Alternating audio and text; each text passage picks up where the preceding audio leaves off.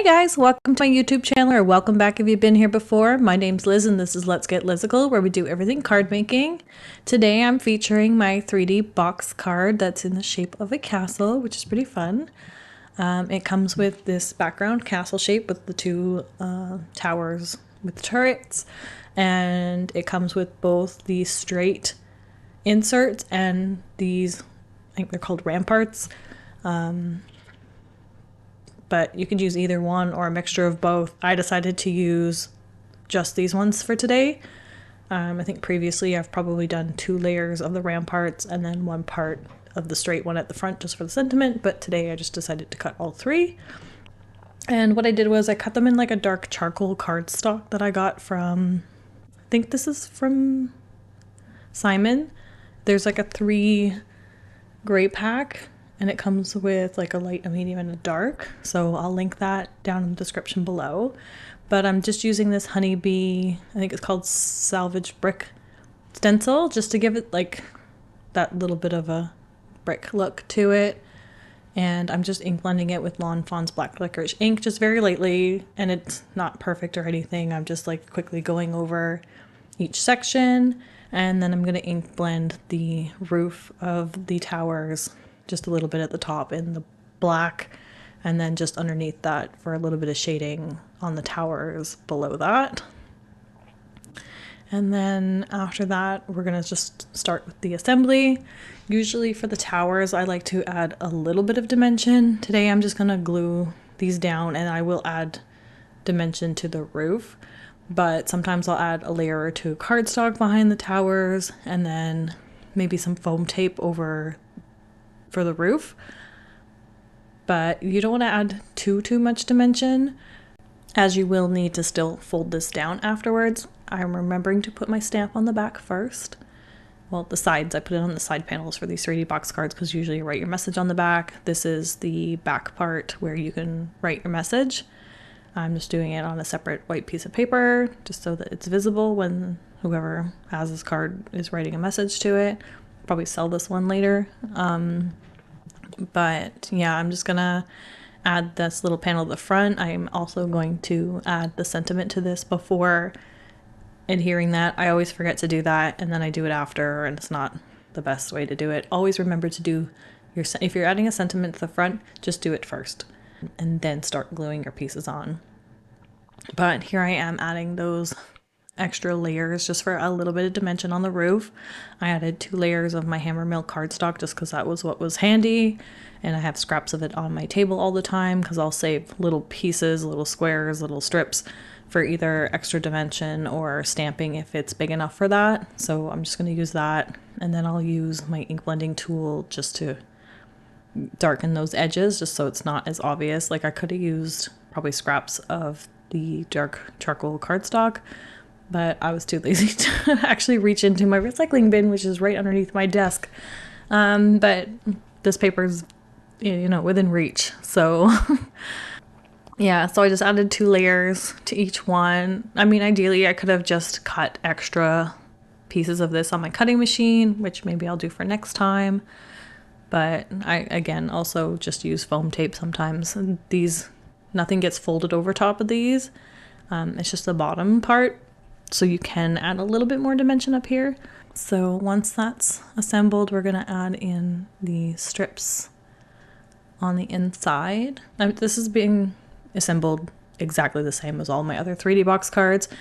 This also coordinates with my other box cards. So if you wanted to add grassy hills in the front or some kind of snowy slopes, I have seen other 3D box cards done, or not necessarily 3D box cards, but like there's a Lawn Fawn castle die out there, and you can do it this obviously with any kind of theme you want, but I've seen like a Christmas one done, and like the towers are done in like candy stripes, and you know, the roofs are in green. I was like, oh, that's a like pretty cool idea. So I might try something like that soon. For some reason I always gear towards like the darker castle for some reason. Like I always do it in like grays. I've done this card 2 or 3 times now, but maybe one day I'll do a lighter one. Like the template I showed at the beginning of the video was a lighter one, but that's again like cardstock colors that I wasn't really using. So again, for all my templates, I just use cardstock colors that I don't normally use on the day-to-day. Pinks and purples normally. This one was like a peachy tan color, but it's just like the 65-pound cardstock from Michaels. And I just tend to quickly make templates just so that I know that everything looks good, that it's working properly. I mean, when I create these 3D box cards, I usually use a previous one as a base and then I go from there anyway, so I know how they all fit together. But yeah, that's my ramblings about that. Now we're gonna get on to stamping. So I'm probably just gonna speed through this part a little extra and I'll play some music for a bit and I will come back.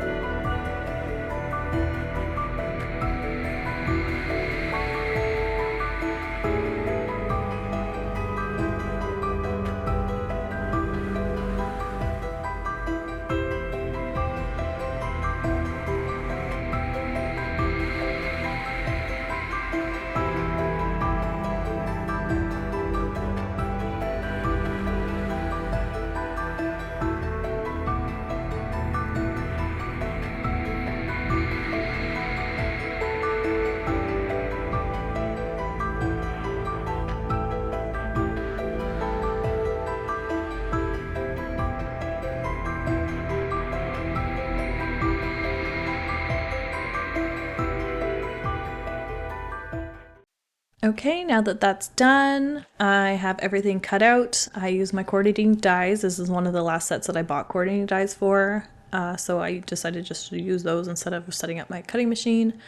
And I just did an extra layer just to cover that back so that it doesn't look messy from the back of the card. I probably could have used one layer, just like the colored images for the smaller images, but I decided to double up on those as well. It also just gives them a little bit more stability than the one layer of cardstock. And you'll notice that for this card, normally I think I fold it to the right. You can fold the bottom part either way, but I just wanted to make sure that as I wanted the dragon more to the left, I'm going to fold that card to the left. If you're doing it the opposite way, your card will be longer than the 5.5 inch, because I have these so that when they're folded down, they measure 4.25 by 5.5. So just be mindful of that. Whatever side you're folding towards is the side you can kind of go off the edges of, but the opposite side you do not want to. This one you can a little bit, just because I did tweak it so that the sides were a little bit less deep so that I could make the turrets go past. So this will still fit a 4 1/4 by 5.5 inch envelope, and you can go slightly over by like I think a 1/4 of an inch on the one side, but you can go a little bit more than that on the other side that you're folding towards, if that makes sense. If it doesn't, send me a message. I'll try to explain. But yeah, that's pretty much going to be our card for today. I am adding a few more images, which I'm going to stamp and color off screen just because it looked a little empty to me, especially on that left side because it just had the one dragon in the back. Maybe if I had put it in the middle or something, it would look a little bit more full, but I just decided to color up another wolf as a fox and then do a separate little dragon. The narrative I have in my head for this card is this little boy who raises foxes is meeting dragons for the first time and trying to make friends. So I thought it would just be like a cute little story. And the card says, "Happy birthday to my brave little one." So it's kind of fitting. But yeah, so that's our card for today, guys. Thanks again for joining me and my ramblings. And if you like this video, please give it a thumbs up, comment down below and let me know what your thoughts are. And if you haven't already subscribed to my channel, please subscribe to my channel. I'd love to have you here. And hit that notification bell so you don't miss any future content. And I will see you guys next week for my 100th video, which I'm super excited about. So I will show some giveaway stuff, and it'll be just a really fun video. So until next time, thanks, bye!